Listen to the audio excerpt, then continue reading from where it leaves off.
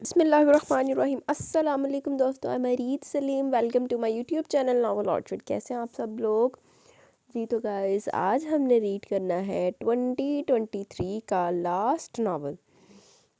تو اس سے پہلے اگر آپ نے میرے چینل ناول آرچرڈ کو سبسکرائب نہیں کیا تو سبسکرائب کر لیں اور ساتھ میں بیل آئیکن بھی پریس کر لیں تاکہ ہر آنے والی ویڈیو آپ کو ملتی رہے، اور ویڈیو کو لائک شیئر کمنٹ کرنا مت بھولیں۔ آئے ناول پڑھتے ہیں، دین باتیں کریں گے۔ آج میں بہت خوش ہوں کیونکہ کچھ لوگوں نے مجھے کافی زیادہ اسپیشل فیل کرایا ہے، اس وجہ سے میں بڑی خوش ہوں۔ تو خیر ابھی چلتے ہیں۔ پام اور ملسری کے درختوں سے گھری ہوئی دورویہ پگ ڈنڈی پر وہ گھڑ سوار پوری رفتار سے بھاگتا چلا آ رہا تھا۔ کچی زمین سے اٹھتی دھول اس کی شناخت چھپا لیتی، اگر اس کے لگاموں کو تھامے ہوئے مخروطی ہاتھ اور ہوا کے دوش پر اٹھتے خوبصورت سنہری بال اس کی دو شیز کی کا راز کھول دیتے۔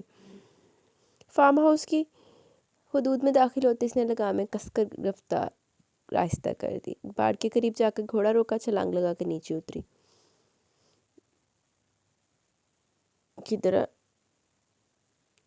لگامیں سائز کو تھمائی اور خود لانگ شوز پہنے ٹھک ٹھک کرتی اندرونی عمارت کی طرف بڑھ گئی۔ سٹنگ روم میں اس کا ٹکراؤ ذہن سے ہو گیا۔ کہاں تھی تم؟ اس کے ماتھے پر شکن تھی اور لہجے میں سرد مہری۔ اس نے تیزی نظروں سے اسے دیکھا اور آگے بڑھنے لگی۔ جب اس کا ہاتھ ذہن کے گرفت میں آ گیا، وہ جھٹکے سے اس کی طرف مڑی۔ Just stop it, I am not your pet Mir Zain Khan. وہ دھاڑ اٹھی تھی۔ In fact you are. وہ طنزیہ مسکرایا۔ ہمیشہ کی طرح اس کی مسکراہٹ اور لب و لہجے نے اسے مزید مشتعل کر دیا۔ کوئی بھی جواب دینے کی بجائے ایک جھٹکے سے ہاتھ چھڑاتی آگے بڑھ گئی۔ کل کے فنکشن کی تیاری کیسی ہے؟ وہ دروازے تک پہنچی تھی جب پیچھے سے اس کی آواز آئی۔ میں آپ کو صبح مطلق کر چکی ہوں، سو اب اس پہ بات کرنا فضول ہے۔ وہ سرد مہری سے کہتی دروازہ کھول کر اندر داخل ہو گئی۔ زین دانت بھینچے وہیں کھڑا رہ گیا، مگر یہ صرف لمحاتی کیفیت تھی۔ اگلے پل وہ دندناتا ہوا اندر کی طرف بڑھا تھا۔ دھاڑ سے دروازہ کھول کر وہ اندر داخل ہوا تو اسے وارڈروب سے کپڑے نکالتی نظر آئی۔ وہ جھپٹنے والے انداز میں اس کی طرف بڑھا۔ ابرش بی بی، اگر میں چاہوں تو تمہیں 2 منٹ میں درست کر دوں۔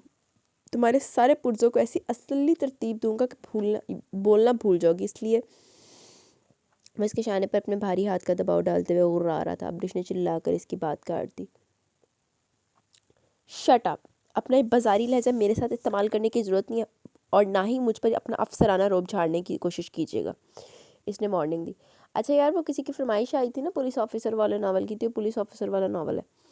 اس سے پہلے کہ وہ بھی سے کوئی سخت سا جواب دے پاتا، ابرش کا سیل فون بج اٹھا۔ اس نے جیکٹ کی اندرونی جیب سے سیل نکالا تو زین کا غصہ مزید بڑھ گیا۔ وہ کچھ دیر پہلے سے کتنی دیر کال کرتا رہا تھا، مگر بیل جاتی اور نو آنسرنگ آ جاتا۔ اب اس سے پہلے کہ وہ فون آن کر کے کان سے لگاتی، زین نے اس سے فون چھینا اور ایک جھٹکے سے دیوار پر دے مارا۔ وہ ہکا بکا سی رہ گئی۔ یقیناً اسے زین سے امید قطع نہیں تھی۔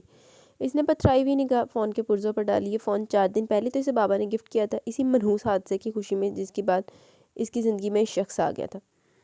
جب اس فون سے میری کال ریسیو نہیں ہو سکتی تو اسے یقیناً تمہارے پاس نہیں ہونا چاہیے، وہ اطمینان سے بولا۔ وہ اس قدر حیران پریشان تھی کہ کچھ کہنے یا کوئی رد عمل دینے کی بجائے بے جان انداز میں وہ زمین پر بیٹھ گئی اور دونوں ہاتھوں سے چہرہ ڈھانپ کر رونے لگی، جبکہ وہ پلٹا اور کمرے سے باہر نکلتا چلا گیا۔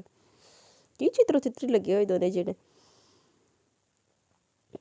ویمن ہاسٹل سے 2 لڑکیوں کا اغوا کوئی معمولی بات نہیں تھی۔ نچلی سطح سے لے کر اعلیٰ سطح تک ایک تھر تھلی مچ گئی تھی، اور کیوں نہ مچتی جبکہ اس کے پیچھے میر الہی بخش خان تھے۔ انہوں نے فوری طور پر اعلیٰ سطح پر تحقیقات کا مطالبہ کر دیا کہ آخر ان کی نازو پر اکلوتی لخت جگر ابرش الہی خان بھی تو اسی ہاسٹل میں مقیم تھی۔ کتنا کہا تھا انہوں نے اسے کہ وہ ان کے شہر والے بنگلے میں رہائش اختیار کر لے، مگر وہ بھی ضد کی پکی بالکل ان پر گئی مان کر نہ دی۔ اس کا کہنا تھا کہ وہ کیوں اکیلی اس بنگلے پر سر پھوڑے، جبکہ بنیادی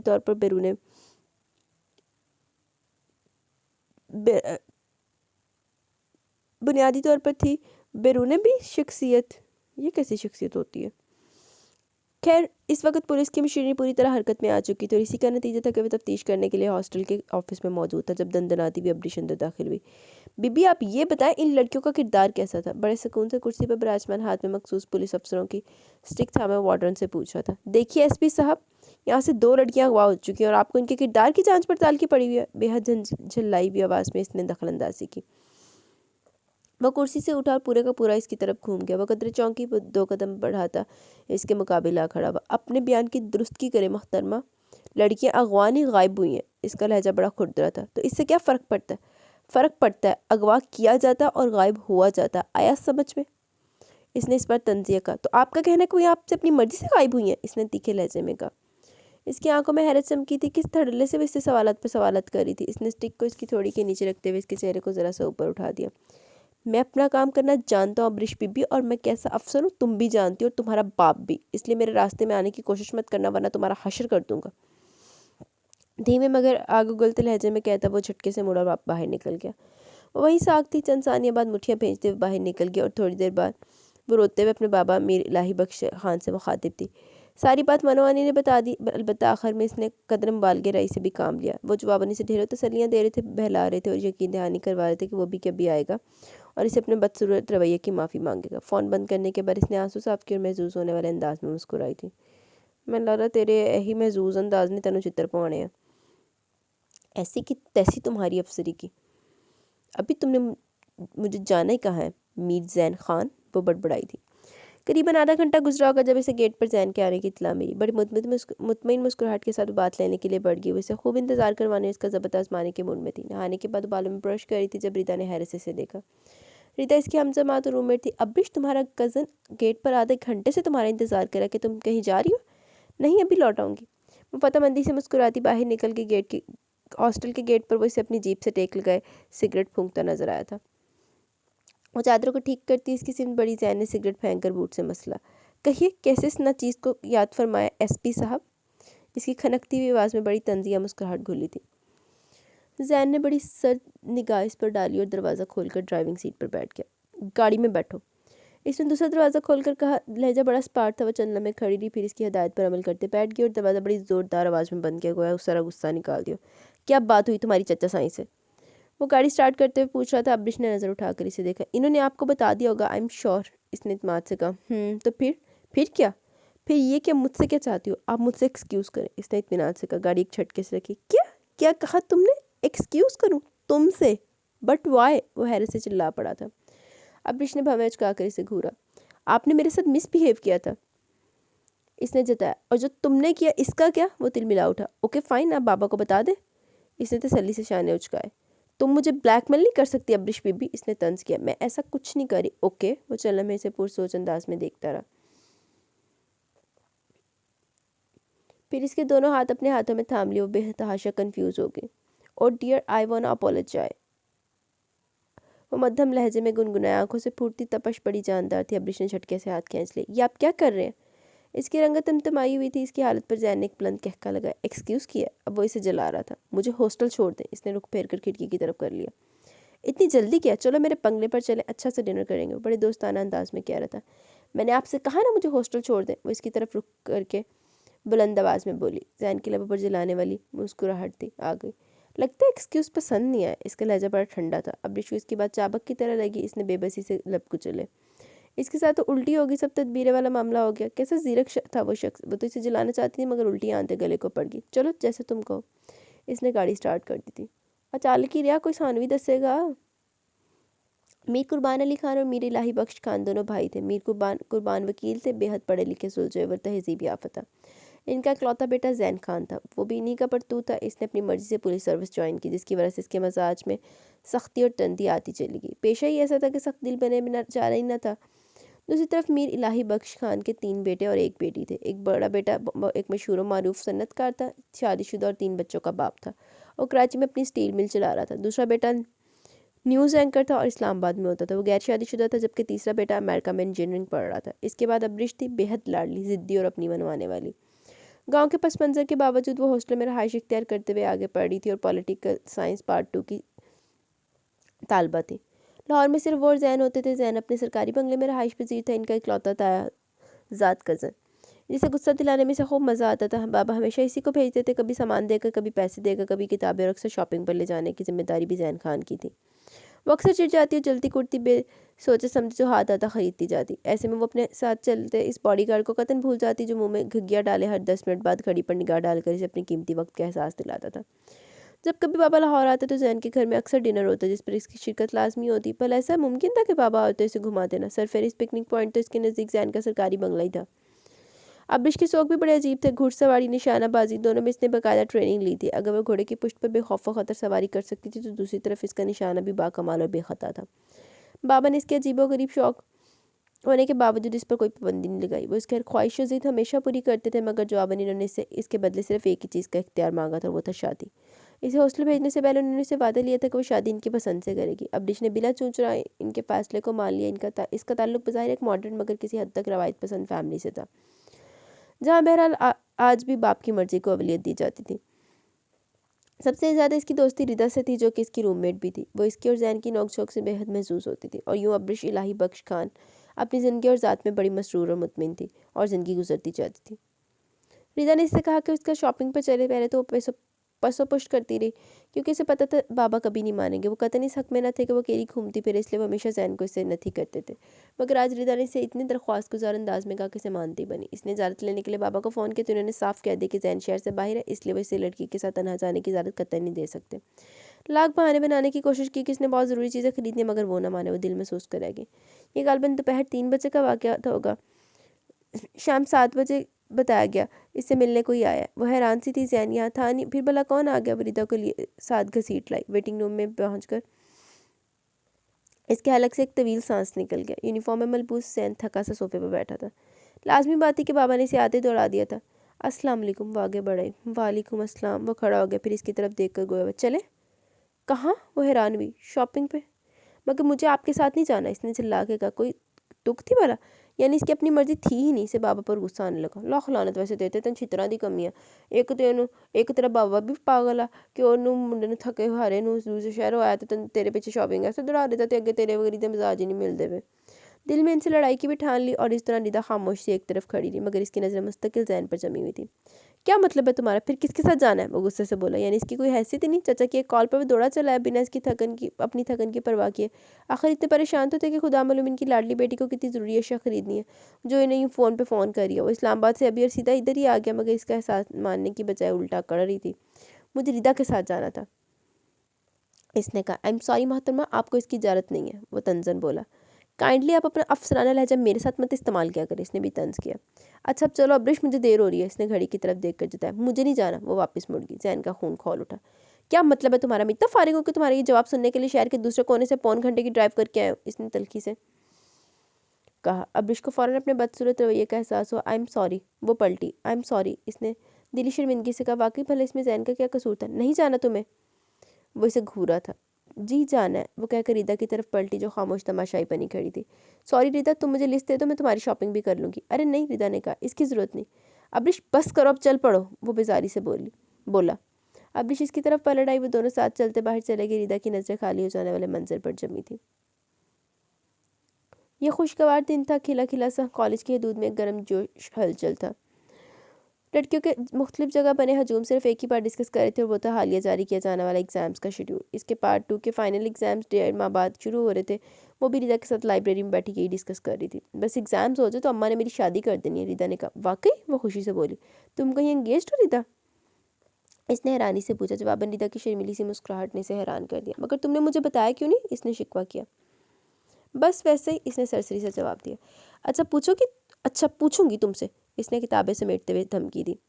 آج وہ پہلی مرتبہ بابا کی اجازت کے بغیر ردا کے ساتھ شاپنگ پر آئی تھی۔ وہ ردا کو اپنے منگیتر سے بات کرنے کے لیے موبائل خرید کرنا چاہ رہی تھی۔ اس نے سوچا تھوڑی دیر کی تو بات ہے، اس کے لیے زین کو کیا تنگ کرنا۔ موبائل خرید کر وہ دونوں اب سم خرید رہی تھی۔ سم آن کرانے کے لیے دکاندار نے شناختی کارڈ طلب کیا۔ ردا نے پورا پرس کھنگال ڈالا، مگر کارڈ نہیں ملا۔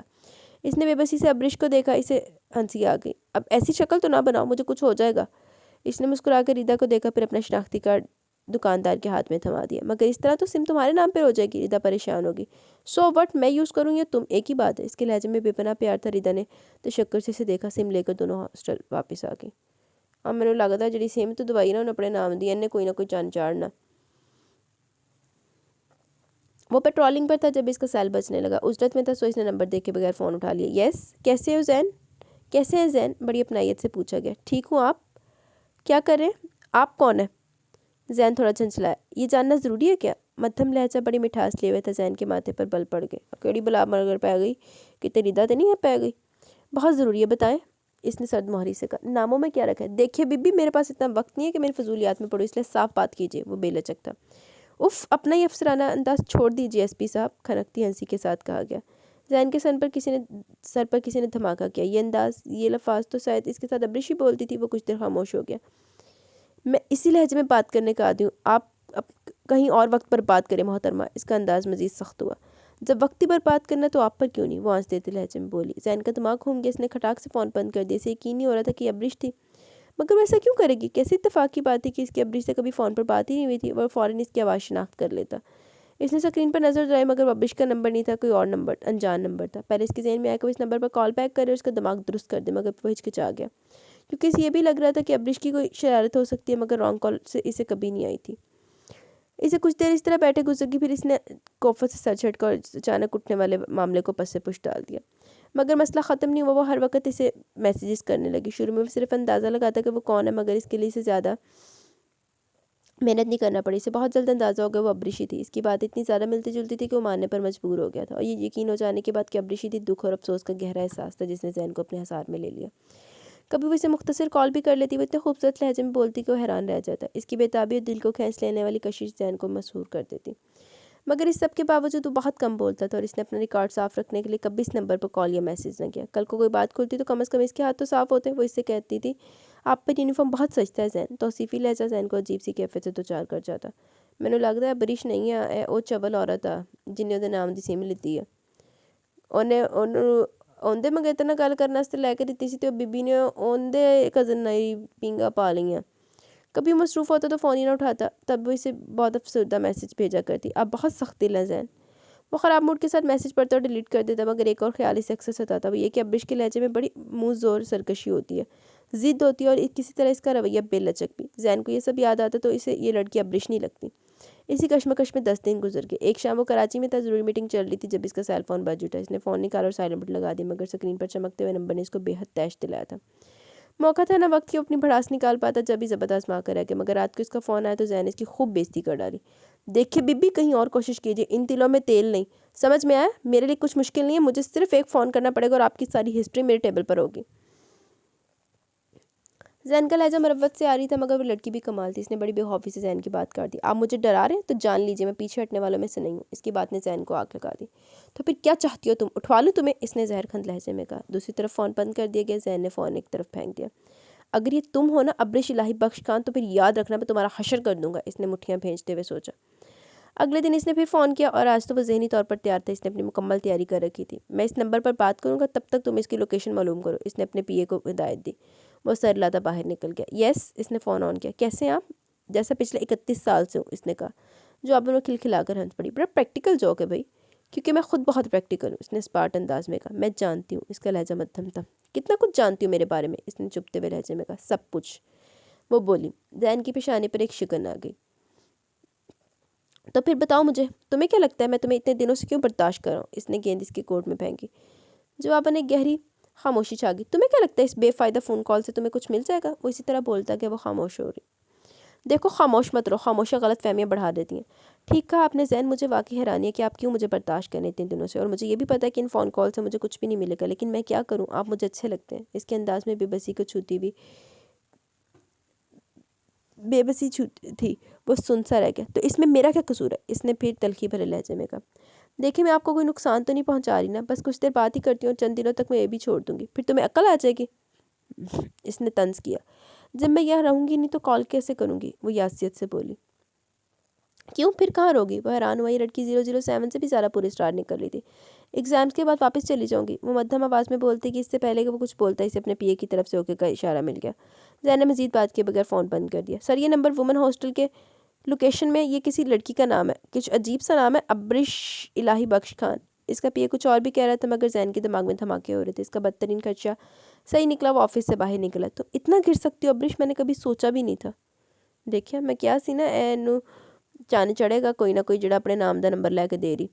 اپنے جس بات کا اظہار اتنا گھٹیا طریقہ چنا تم نے، وہ سلگتے ذہن سے سوچ رہا تھا۔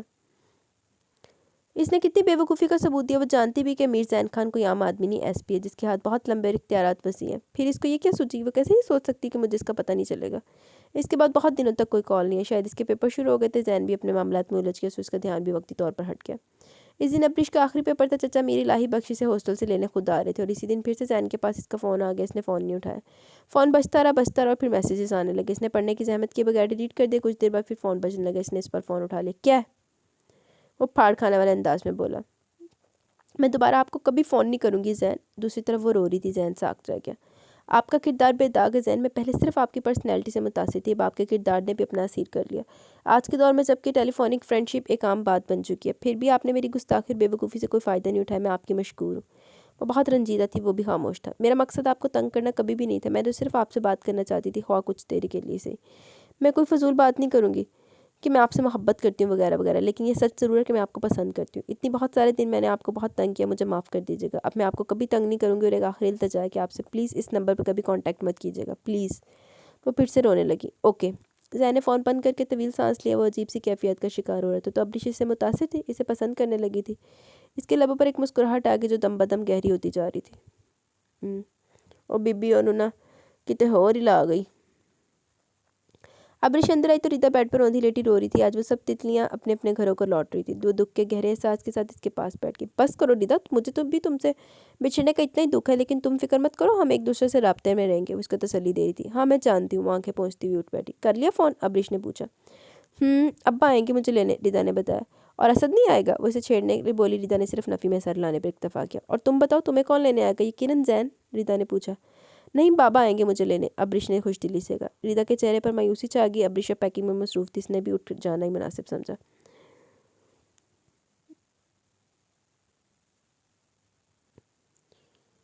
اور اسی رات وہ سب ایک دوسرے سے بچھڑ گئے، ایک دوسرے سے ڈھیروں وعدے لیے، فون نمبرز کے تبادلے ہوئے، سب رخصت ہوگی۔ واپسی کا سفر کرتی ریتا نہیں جانتی تھی کہ اس نے ابریش کے لیے کتنی مشکلات کھڑی کر دی، اس کے راستے میں کتنے کیسے کانٹے بو دیے تھے۔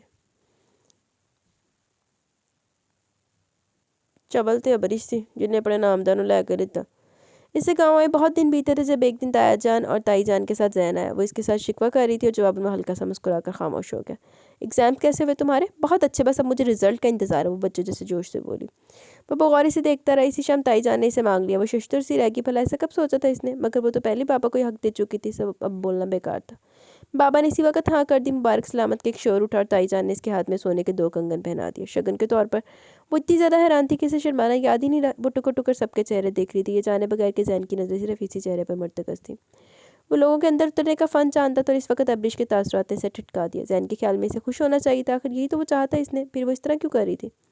زین نے ماں سے بات کرنے سے پہلے بہت سوچا، مگر اسے یہی لگا کہ اگر وہ ابریش کی اس غلطی کو نظر انداز کر دے تو وہ ایک اچھی لڑکی تھی، وہ اسے پسند کرتا تھا، اور اس کے ساتھ زندگی گزارنے کے بارے میں اس نے ذہن میں کوئی سوالیہ نشان نہ تھا، مگر اس وقت متذبذب ہو رہا تھا۔ بیگم قربان نے اسے کہا کہ وہ ابریش سے بات کرنا چاہتا تو کر لے، چچا سائیں کو بھی کوئی اعتراض نہ تھا۔ کون سا وہ پہلی بار مل رہے تھے؟ وہ تو ہمیشہ سے ابریش کی ہر ذمہ داری زین پر ڈال دیا کرتے تھے، سو اب تو وہ بے حد خوش تھے۔ انہیں اپنا یہ ذہین اور بااصول بھتیجا بے حد پسند تھا۔ وہ دونوں لوہے کے سنہرے کام سے سجے جھولے کے گرد کھڑے تھے۔ تم خوش ہو نا ابریش؟ زین کے انداز میں سچائی جاننے کی جستجو تھی۔ نہیں، اس نے سر اٹھا کر پوری سچائی سے کہا۔ کیوں؟ زین کو دھچکا لگا، یہ لڑکی کیا چاہتی تھی بھلا اسے؟ میں نے کبھی ایسا سوچا نہیں تھا، ابریش نے جھولے پر بیٹھتے ہوئے کہا۔ کھلی کھلی چاندنی میں جھولا آہستہ آہستہ ہلنے لگا۔ تو اب سوچ لو، زین نے 2 ٹوک انداز میں کہا، ورنہ اس کا دل چاہ رہا تھا 2 تھپڑ لگا کر اس ڈرامے باز لڑکی کا دماغ درست کر دے۔ کیسا انجان بننے کا ناٹک کر رہی تھی وہ؟ مشکل ہے۔ کیوں؟ آپ کے اور میرے مزاج میں بہت مماثلت ہے۔ وہ کیسے؟ ہم دونوں غصہ ور ہیں۔ ٹھیک۔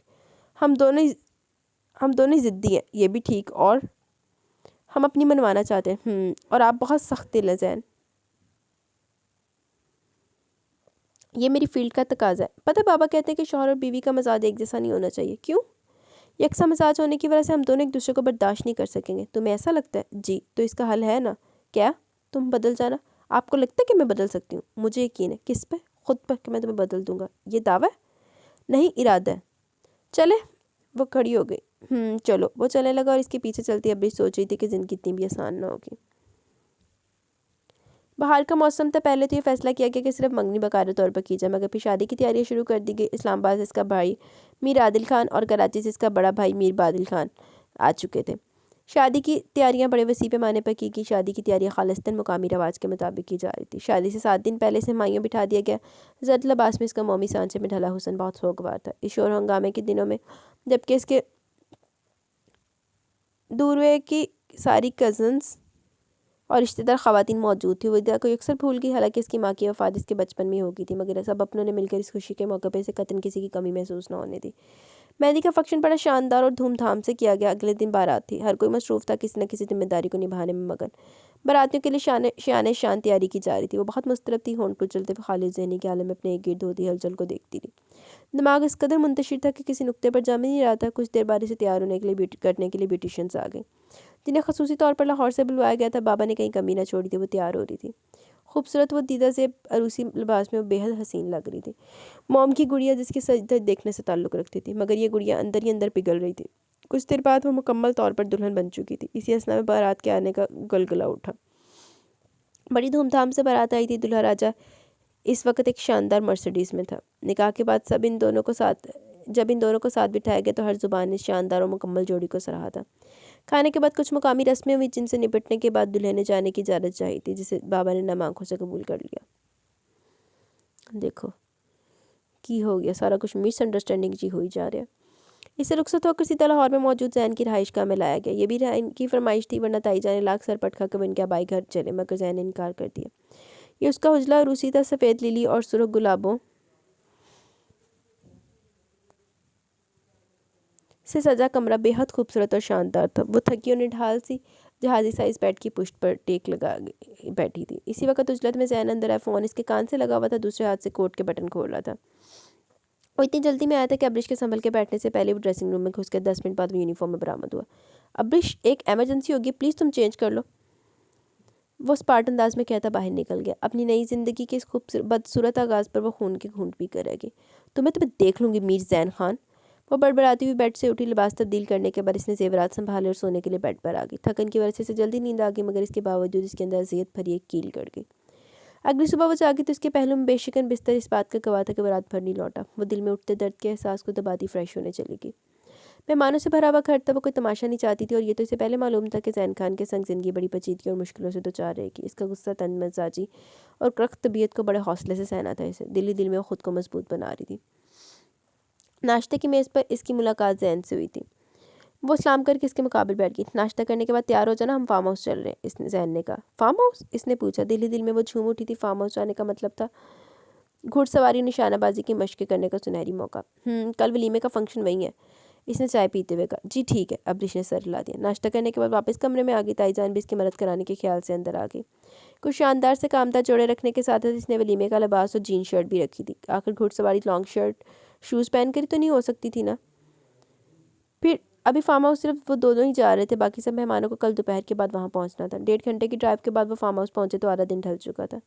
जैन बेहद थका हुआ होने की बिना पर आते ही सोने के लिए चला गया, जबकि इसने ढेर सारी खुशी को अंदर दबाते हुए जीन्स पहनी और घोड़ा लेकर निकल गई। मौलसरी और पाम से भरी हुई रात गुजर पर फरहत बख्श हवा इसे आसमान में उड़ाए दे रहा था। फरहत बख्श हवा इसे आसमान में उड़ाए दे रही थी। इसका सेल फोन मुसलसल बज रहा था, मगर वो नज़रअंदाज करती रही। वो लौटी तो जैन से टकरा हो गया, जो कितना खुशगवार और खतरनाक था। वो गुस्सावर था तो अब्रिश भी कम ना थी। वो भला कैसे बात कर सकता था इससे इस तरह सख्त और सदमोहर लहजे में। अब्रिश ने खुद को दी कि सारी हदायत भुला डाली और उसे उलझ पड़ी, जिसका नतीजा फ़ोन टूटने पर ख़त्म हुआ। वो कितनी देर फूट फूट कर रोती रही, फिर उठी फ्रेश होने चलेगी। सियाह लिबास में वो सूजी सूजी आंखें लिए बालों में ब्रश कर रही थी। बाहर शाम ठहर रही थी और इसका मलचगा अंधेरा अब्रिश के दिल को तारीकियों में धकेल रहा था। जैन ने साबित कर दिया कि वो आखिर मर्द था जो सरापा हुक्म होता है, और वो अब्रिश को अपना महकूम बनाना चाहता था। क्या ऐसा मुमकिन था?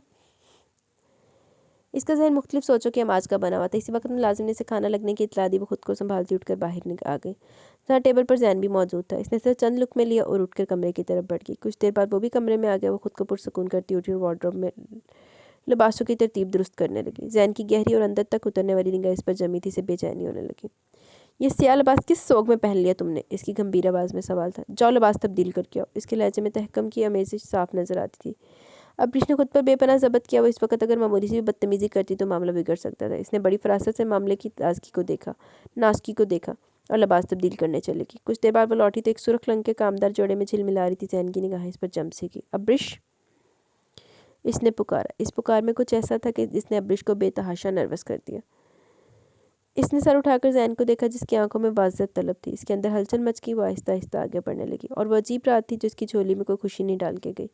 ये रूहों का मिलाप नहीं था। इसकी रूह इसके वजूद से निकल गई। वो दूर खड़ी खुद को इसकी बाहों में देखती रही, किसी कठपुतली की मानद। किसी की क्रख्त मजाजी और सख्ती ने इसके अंदर जहरीला धुआं भर दिया। इसे घुटन हो रही थी।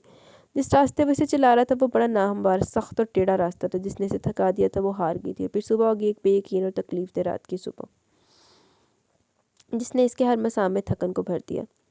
फटी हुई आंखें, फालिद ज़रा ज़ुबान और मफलूज बाजुओं का यह सफ़र, जो न जाने कितनी सदियों से मुझे तय कर रहा है, और आखिर ये मेरी इंतहा तक पहुंच क्यों नहीं जाता। और ये आंसू یہ سارے کے سارے آنسو ایک ہی بار ایک ساتھ بہہ کیوں نہیں جاتے؟ وہ واش بیسن کے آگے کھڑی مکان کے انداز میں چہرے پر پانی کے چھپاکے مارتی چلی گئی۔ اس کی حالت اس سرزمین کی سی تھی جس کو فاتح فوج کے گھوڑوں نے روند کر رکھ دیا۔ اس نے آئینے میں نظر آتے اپنے عکس کو دیکھا، یہ عکس اس کا نہیں، یہ مسز زین خان کا تھا، وہ بدل دی گئی تھی۔ ولیمے کا فنکشن بڑی دھوم دھام سے ہوا اور پھر اس ایک معمول کی زندگی شروع ہو گئی۔ کچھ دیر وہ بابا کے ہاں رہی تھی مگر بہرحال اسے واپس لاہور اپنے شوہر کے گھر آنا پڑا۔ جس کی شادی کے 11ویں روز کی بات تھی جب ایک شب خوابگاہ میں اس نے زین کو دیکھا، وہ کسی فائل میں گھسا ہوا تھا۔ ان 11 دنوں میں وہ پہلے 2 دن فارم ہاؤس میں ٹھہرے تھے جہاں سے ولیمے کی تقریب پہ بابا کے گھر چلے گئی۔ 5 دن بعد وہاں سے واپس لوٹی تو زین سے سرسی سے ملاقات ہوئی اور اس دن کے بعد وہ آج اسے دیکھ رہی تھی۔ وہ اتنا زیادہ کام میں مصروف رہتا کہ گھر آنے کا وقت ہی کم مل پاتا۔ آپ مجھ سے ناراض ہیں؟ اس نے ہمت کر کے زین کو مخاطب کیا۔ یہ بات کئی دنوں سے اس کے اندر کھٹک رہی تھی۔ زین نے اس سے بابا کے گھر بھی کوئی رابطہ نہ کیا تھا۔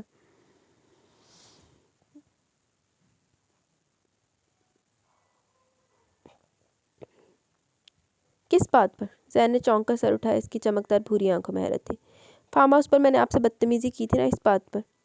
وہ ہچکچاتے ہوئے مدھم لہجے میں بولی۔ نہیں، اس واقعے کی کوئی خاص اہمیت نہیں ہے۔ یعنی کچھ نہ کچھ اہمیت ہے، وہ ٹھٹکی تھی۔ مجھے فلسفہ مت سمجھاؤ برش، تمہیں نظر نہیں آ رہا میں مصروف ہوں؟ اس نے جتاتے ہوئے انداز میں کہا۔ اہانت کے احساس سے ابرش کا چہرہ گلابی ہو گیا۔ اس نے اٹھ کر جانا مناسب سمجھا۔ اگلے دن تائی جان آ گئی۔ ان سے مل کر ابرش کو دلی سکون ملا۔ وہ ان کے ساتھ مل کر گھر کے نئے سرے سے آرائش و زبائش میں مصروف ہو گئی۔ پتہ نہیں گھر والے کو گھر میں دلچسپی تھی یا نہیں مگر اسے بہرحال تھی، گھر میں بھی اور گھر والے میں بھی۔ پورے گھر کی آرائش تبدیل کرنے کے بعد اس نے توجہ بیڈ روم کی طرف مرکوز کر دی۔ تائی جان نے اسے بتایا کہ روم زین نے اپنی مرضی سے سیٹ کیا، جب ہی ابرش نے چند معمولی تبدیلیوں کے سوا اور کچھ نہ کیا۔ وہ نہیں چاہتی تھی کہ زین کو برا لگے۔ اس کی ازواجی زندگی نے پہلے دن سے جو ڈگر اختیار کی تھی حوض اسی پر چل رہی آ رہی تھی۔ اس کی بے نیازی اور لاپرواہی بھی اسی طرح قائم تھی۔ وہ اب بھی ہفتے میں 2-3 دن ہی رات کو گھر آ پاتا تھا، اور سب سے بڑھ کر اس کا ابرش کے ساتھ رویہ بھی اس طرح کا تھا، عجیب سا۔ پتہ نہیں کیوں مگر ابرش کو لگتا ہے کہ اس کی بھول بھلائیوں میں بھری ازدواجی زندگی کے پیچھے کوئی اور بھی بات ہے، کوئی ایسی بات جو یقیناً زین کے اندر تھی۔ اس کی جانچتی نظریں ابرش کو عجیب سے کرب کا شکار کر جاتی، کوئی ایسی کہانی جس کے عنوان اور متن سے واقف ہونے کے باوجود اس کے زیر اثر تھی۔ وہ بدل رہی تھی، کسی کی بے نیازی اور سختی نے اسے توڑ دیا تھا۔ جب وہ گھر آتا تو ابرش کی حتی المکان کوشش ہوتی کہ اسے ابرش سے کوئی شکایت نہ ہو، مگر خدا معلوم وہ اس سے ناکام کیوں ہو جاتی تھی۔ اسے ہمیشہ کوئی نہ کوئی بات مل جاتی جو قابل گرفت ٹھہرتی، اور وہ بے بسی کے احساس سے لب کچل کر خود کو برداشت کر درس دیتی رہتی۔ وہ نہیں چاہتی تھی کہ زین سے بدتمیزی کرنے کی صورت میں اس کے باپ کی تربیت کو غلط ٹھہرایا جائے۔ جب اس نے اپنے موزوں اور طبیعت کو دبا لیا۔ کتنی چملا بڑھدا پیا زین، بندہ پوچھے تو بات کر کے کلیئر کر لا اپنی۔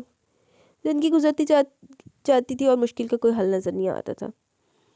گلابی جاڑوں کا موسم تھا، ایک دھندلی صبح جب کہ آفس جانے کے لیے تیار ہو رہا تھا۔ ابرش اس کی مدد کرا رہی تھی۔ وہ یونیفارم پہن کر لوٹا تو فون کان سے لگا ہوا تھا، شرٹ کے بٹن کھلے ہوئے تھے، یقیناً اسے بند کرنے کا موقع ہی نہ ملا۔ وہ آہستگی سے آگے بڑھی اور بڑی دل نواز مسکراہٹ کے ساتھ اس کی شرٹ کے بٹن بند کرنے لگی۔ اس کے سنہرے بال اس کے چہرے پر جھکائے، زین کے ہاتھ نے نرمی سے بال پیچھے ہٹا دیا۔ ابرش نے چونک کر اس کی طرف دیکھا، وہ فون بند کر چکا تھا، پھر اس نے نرمی سے ابرش کے بازوؤں میں لے لیا۔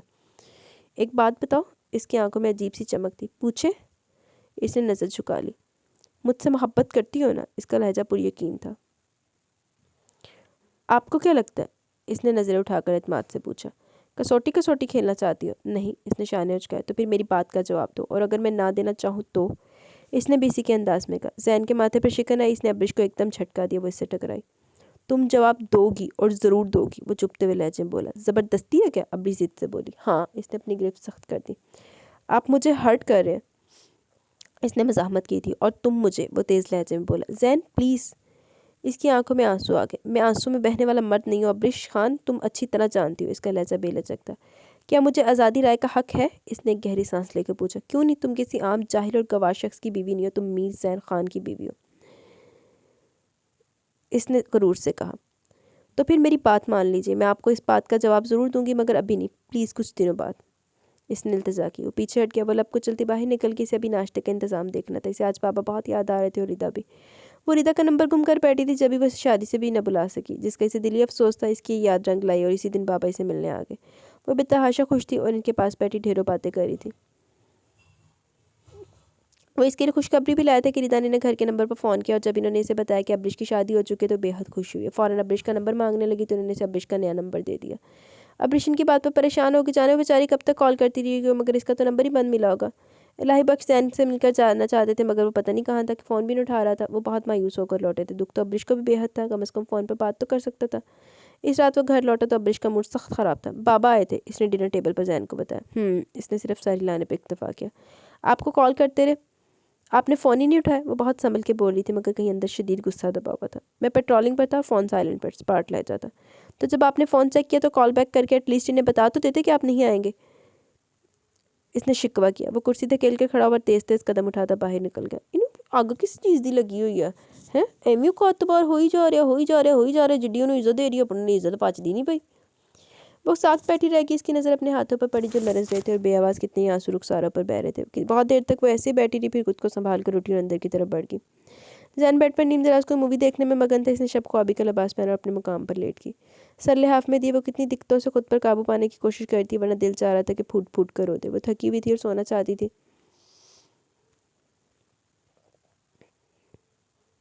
मगर टीवी की आवाज़ इसकी राह में मुज़ाहिम थी। कुछ देर बाद टीवी की आवाज़ बंद होगी, कमरे में खामोशी छा गई। से ख्वाहिश थी, इसका दिल चाह रहा था कि वो नरमी से इसका कंधा थपथपाए और अपने रवैये पर मासूत करे, मगर वो जानती थी ये नामुमकिन था।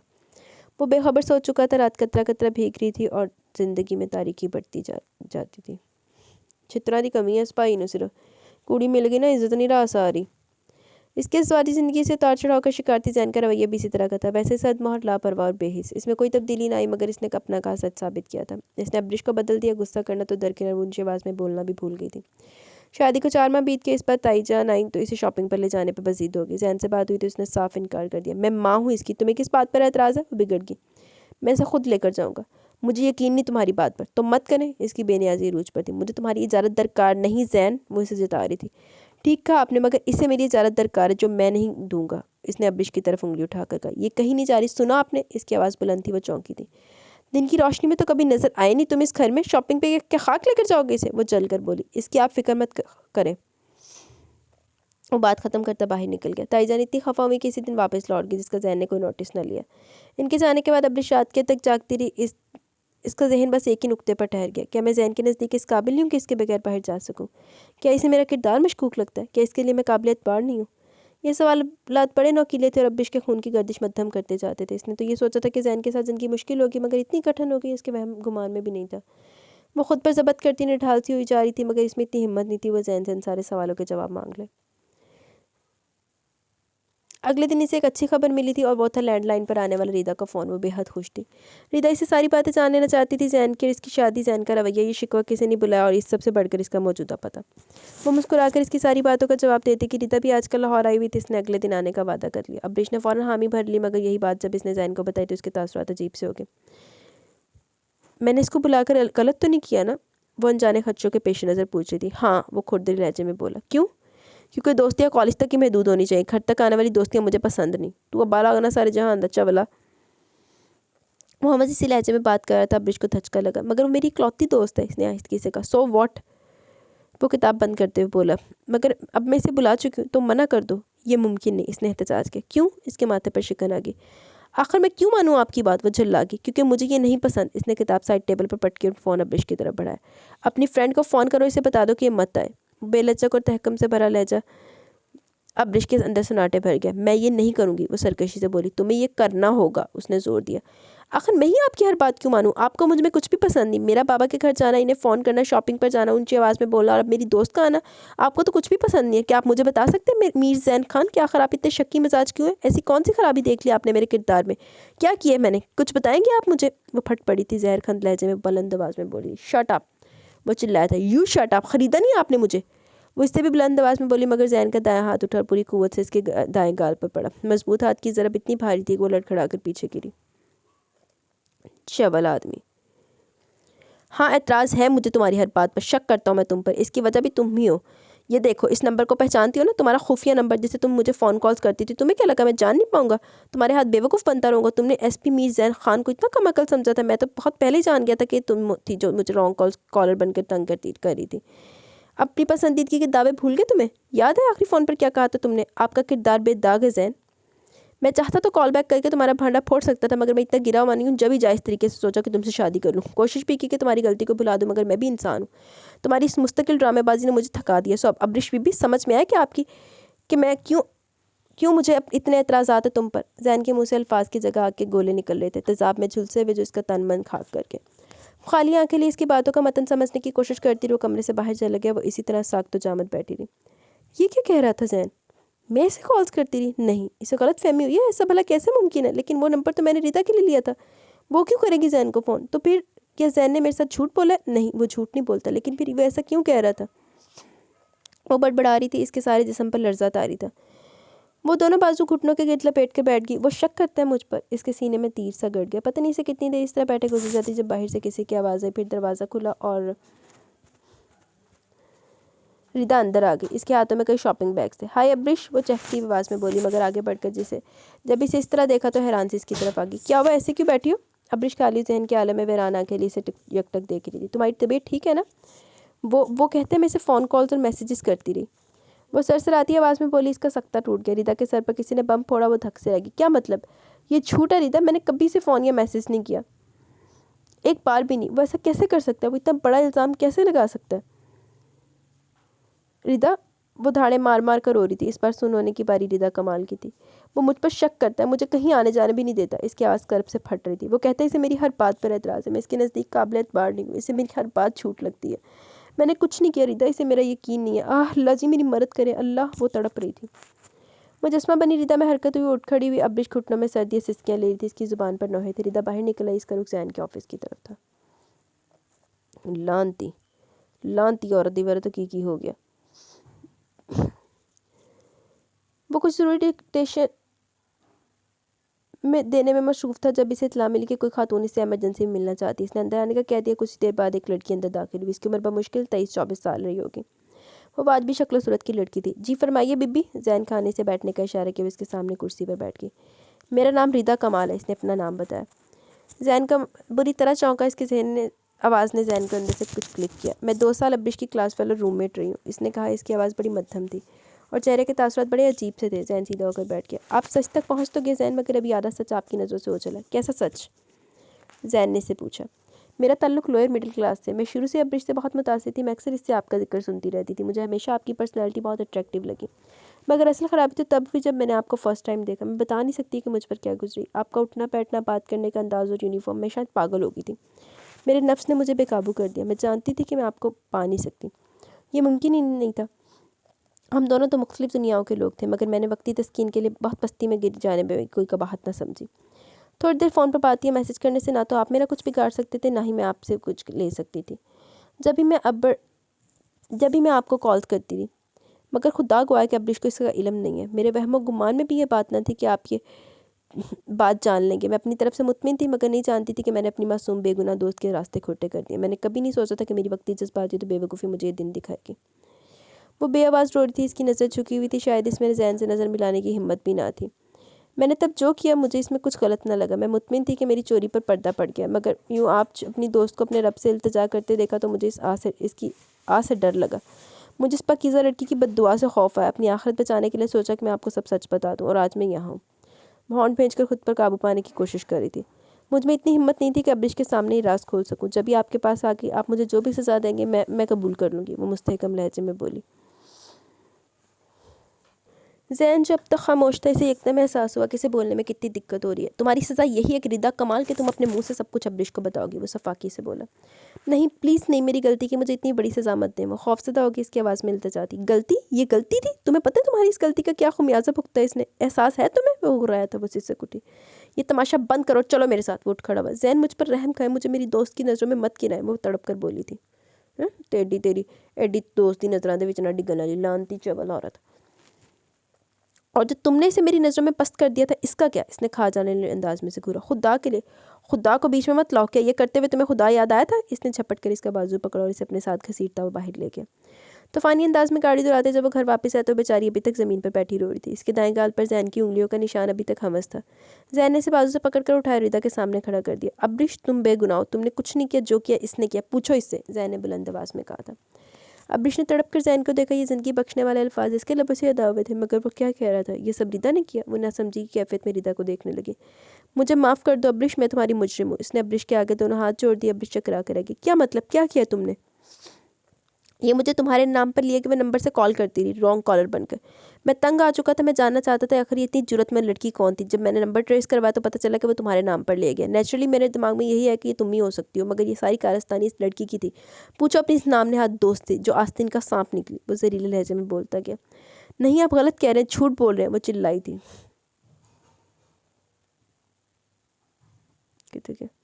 یہی سچ ہے ابرش، ریتا کی آواز گونجی۔ ابرش نے پھٹی پھٹی نظروں سے اسے دیکھا۔ تم ایسا کیسے کر سکتی ہو، کیسے؟ اس کی آواز حیرت میں سرسراہٹ تھی۔ میں پاگل ہو گئی تھی، مجھے معاف کر دو، وہ رونے لگی۔ معاف کر دوں؟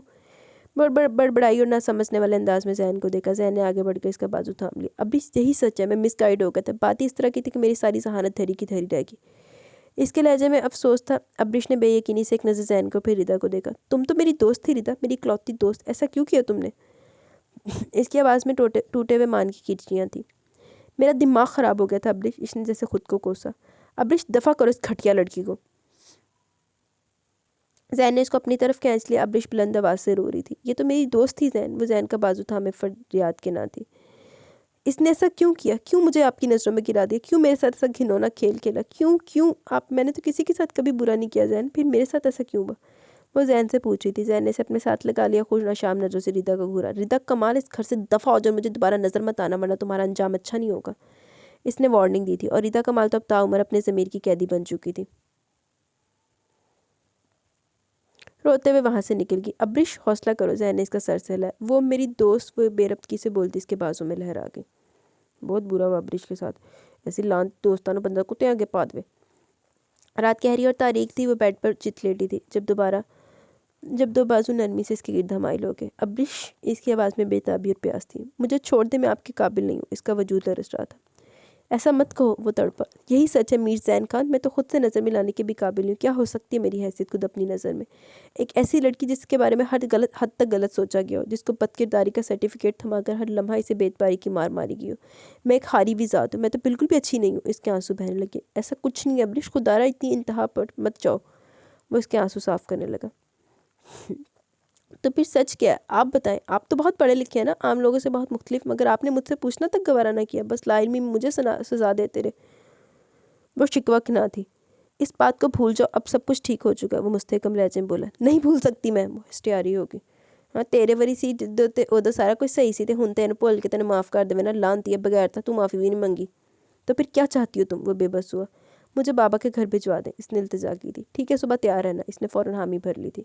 وہ ساکت سی اس کے بازو میں پڑی رہی اور رات قطرہ قطرہ بھیگتی رہی۔ اگلی صبح وہ بابا کے ہاں چلی گئی۔ وہ اسے دیکھ کر بے حد خوش ہوئے۔ دونوں باپ بیٹی نے مل کر دوپہر کا کھانا کھایا۔ وہ ان کے بازو دباتی رہی، بابا اسے پوچھتے رہے کہ زین کے ساتھ وہ خوش تھا۔ وہ ان کے تسلی کے لیے مسکرا کر جواب دیتی رہی۔ اس کے بابا نے ایک شاندار زندگی دی تھی، اس کی ہر خواہش پوری کی تھی، اس کے لیے اپنے ایک بہترین جیون ساتھی تلاش کی اور سب سے بڑھ کر اس کے لیے بے شمار دعائیں کی تھی، تو وہ کیسے انہیں اپنے ازدواجی زندگی کی جھلک دکھا کر دکھی کرتی۔ وہ 2 دن وہاں رکی اور اس دوران اسے سنبھلنے کا خاصا موقع مل گیا۔ تیسرے دن اسے لینے کے لیے زین خود آیا تھا۔ وہ قدرے نہ ہوئی مگر بابا بے حد خوش تھے۔ وہ کافی دنوں بعد اس سے ملے تھے، جب ہی دیر تک باہم گفتگو میں مگن رہے۔ وہ 4-5 گھنٹوں تک رکا تھا۔ ایک شاندار ضیافت کے بعد وہ دونوں واپسی کے لیے نکل آئے۔ شام ہو چکی تھی، فضا میں ایک دھندلی زردی چھائی ہوئی تھی۔ کیسی طبیعت ہے اب؟ زین نے پوچھا۔ وہ چونک کر متوجہ ہوئی۔ بہتر ہوں، آہستگی سے اس نے کہا۔ میں اس گلڈ سے نکلنا چاہتا ہوں ابرش۔ تو پھر کیا سوچا آپ نے؟ وہ بولی۔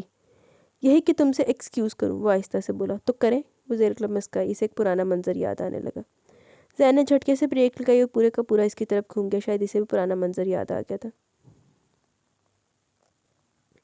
ابرش، میں تم سے اپنے غلط رویے اور سخت الفاظ کی معافی مانگنا چاہتا ہوں، اس کے ہاتھ تھامنے میں بولا۔ وہ ڈبڈبائی آنکھوں سے اسے دیکھے گی۔ میں نے بہت غلط کیا نا، وہ بے حد بے چین تھا۔ میں نے تمہیں انجانے میں دکھ دیا، ورنہ سچ تو یہ ہے کہ میں تم سے بے پناہ پیار کرتا ہوں۔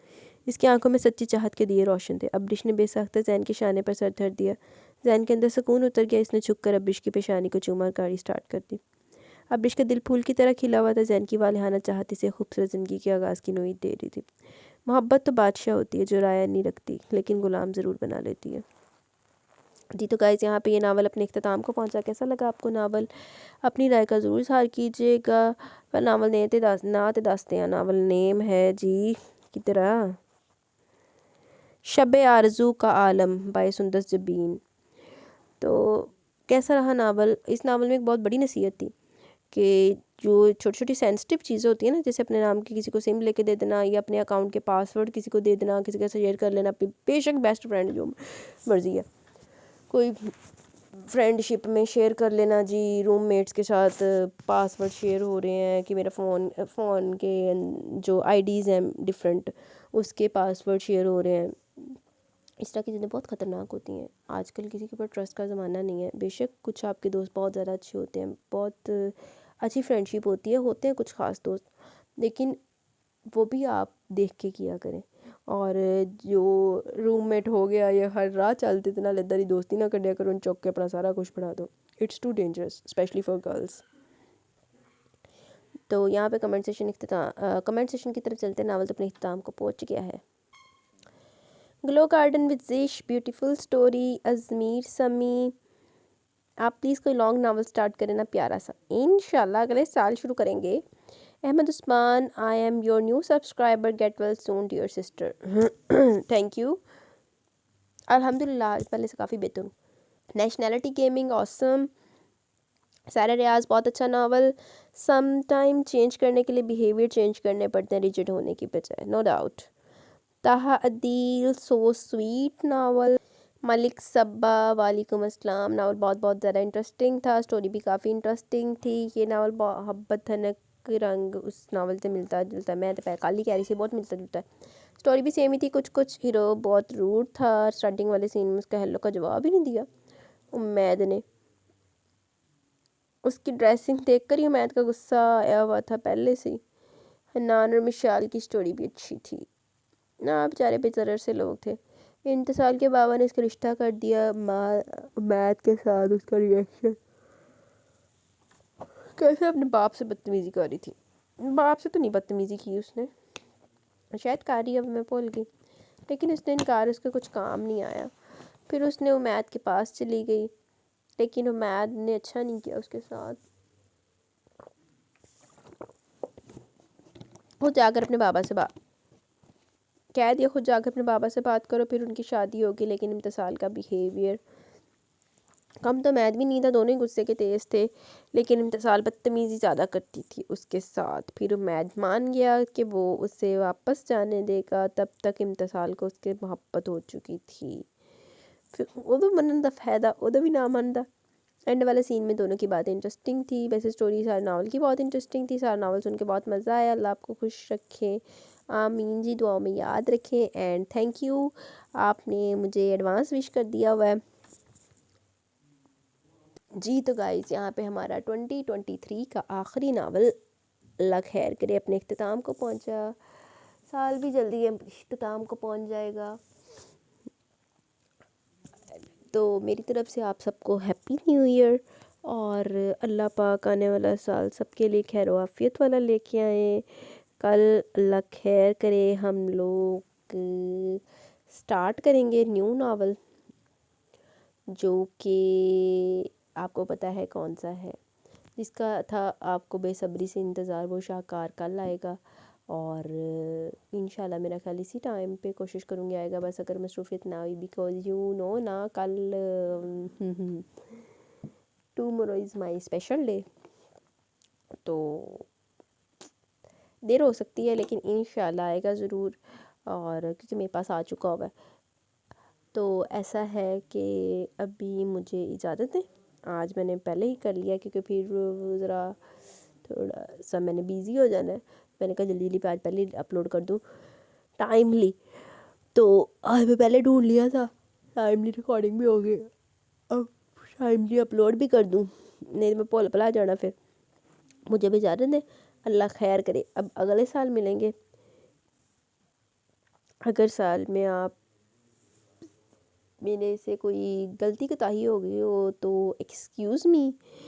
تے آپ لوگوں کو بھی میں معاف کر دوں گی جن لوگوں نے رسپانس نہیں دیا. تو خیر چھوڑے، مذاق کر رہی تھی میں. تو اب مجھے اجازت ہے، اللہ خیر کرے. اگلے سال ملیں گے with new novels, lots of fun, lots of entertainment and lots of love. آپ اپنا رسپانس دیتے رہیں، میں بھی اپنا رسپانس آپ کے رسپانس کے اکارڈنگلی دیتی رہوں گی. انشاءاللہ اسی طرح زندگی چلتی رہے گی، جب تک ہے زندگی، جب تک ہے جان، تب تک ہے ساتھ رہیں گے۔ تو اب میں چلتی ہوں، اللہ حافظ جی۔